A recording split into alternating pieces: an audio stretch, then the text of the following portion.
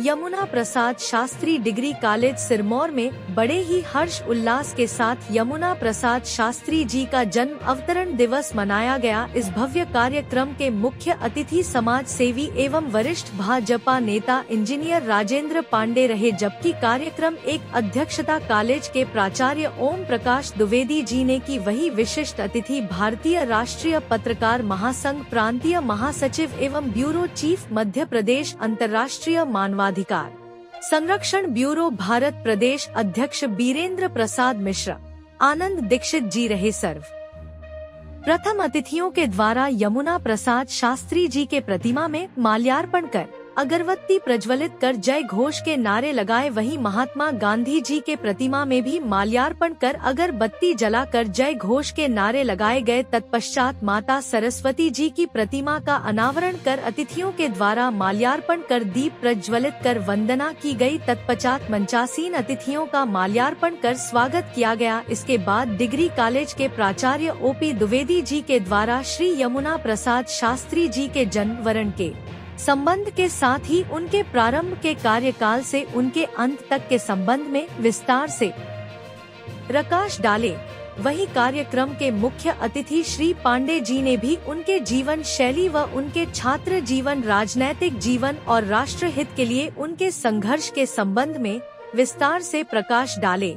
वही विशिष्ट अतिथि एवं उपस्थित शिक्षक गणों ने उनके विचारों व राष्ट्र हित के कार्य व उनके बताए हुए मार्गदर्शन पर चलने के लिए एवं उनके शेष सपनों को साकार करने के लिए दृढ़ संकल्प लिया गया एवं संस्था के लिए रास्ता के लिए भी बड़े ही गंभीर से चिंतन किया गया। इस अवसर पर कॉलेज के छात्र छात्राएं एवं समस्त स्टाफ उपस्थित रहे। कार्यक्रम का आभार श्री त्रिपाठी ने किया।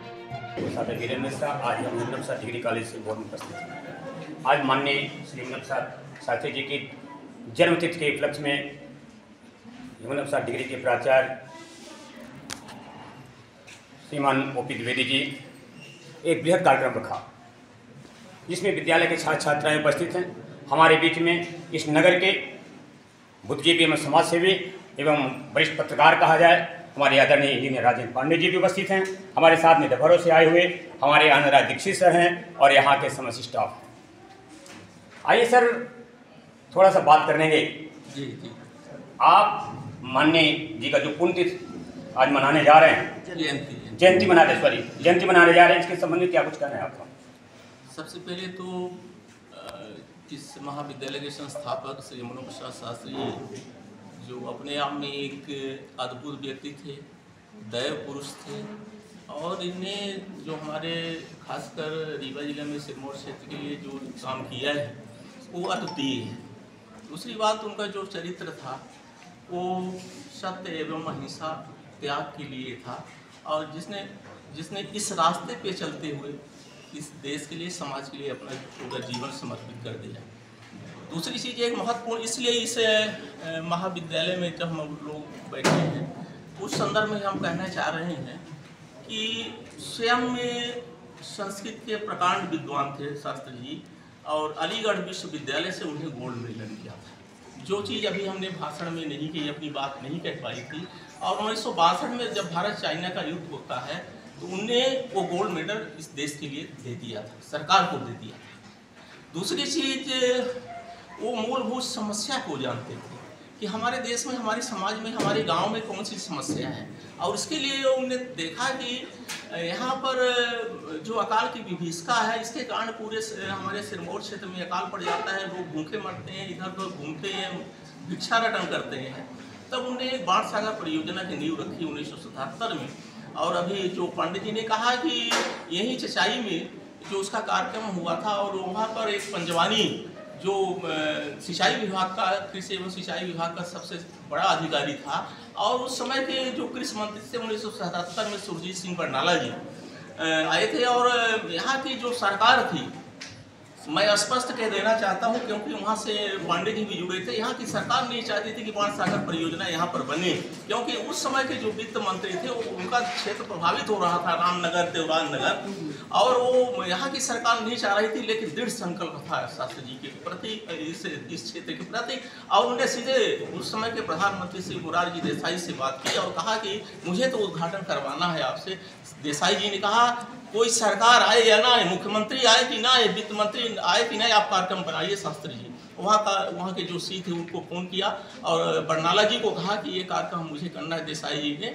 तो फिर यहीं चिचाई में उसका कार्यक्रम हुआ, और सबसे बड़ी बात थी कि उस कार्यक्रम की अध्यक्षता श्री यमुना प्रसाद शास्त्री जी ने की थी। इतना बेजोड़ व्यक्ति, जिनकी प्रतिभा को उस समय के लोग जानते थे कि इतना प्रतिभाशाली व्यक्ति जो समाज और देश के लिए अपने शरीर को समर्पित कर दिया, तो निश्चित रूप से आज हमारे सबके सामने जो हमारे छात्र हैं, हमारे जो साथीगण हैं, एक मिसाल है। और मैं तो ये कहता हूँ कि हम लोग तो अगर उनकी एक धूल के एक कण के बराबर उनके संस्कारों को आत्मसात करें, उनके अनुकरण करें, तो इससे बड़ी उपलब्धि, इससे बड़ी सेवा जो है हम लोगों के लिए, देश के लिए कुछ नहीं होगी। और हम तो अपने आप को शास्त्री जी के चरणों की धूल के बराबर भी नहीं मानता हूँ, क्योंकि वो तो बहुत महान व्यक्ति हैं। और उनके आदर्शों पर चलने के लिए हम बच्चों से आग्रह करते हैं कि वो प्रेरित हों, और इसीलिए हमने जो मार्गदर्शिका बनवाई है, हम वो जो वितरण कराते हैं, उसमें शास्त्री जी के जीवन चरित्रों को उभारा गया है, उनके किए हुए कार्यों को उभारा गया है। उसको पढ़े और उसको आत्मसात करें। जैसा कि सर शास्त्री जी ने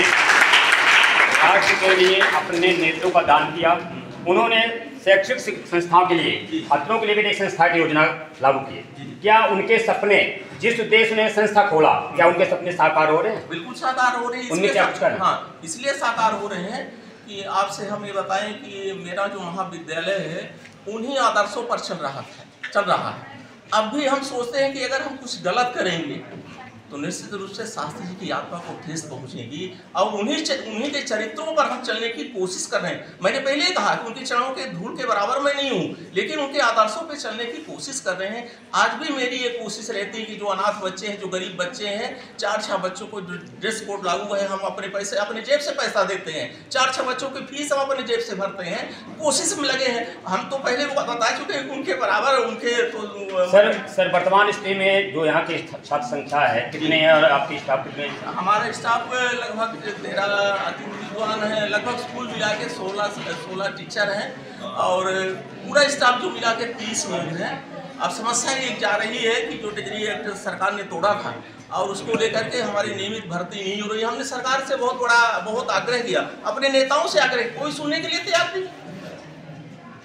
यहाँ के जो लोग हैं, चाहे सांसद हो चाहे विधायक से, मैंने खुली बात की है, पांडे जी की यहाँ इनने बात की, सेंटर हमारा टूटा, हमने पूरी बात की और कहा कि भाई इस संस्था के लिए कुछ करिए।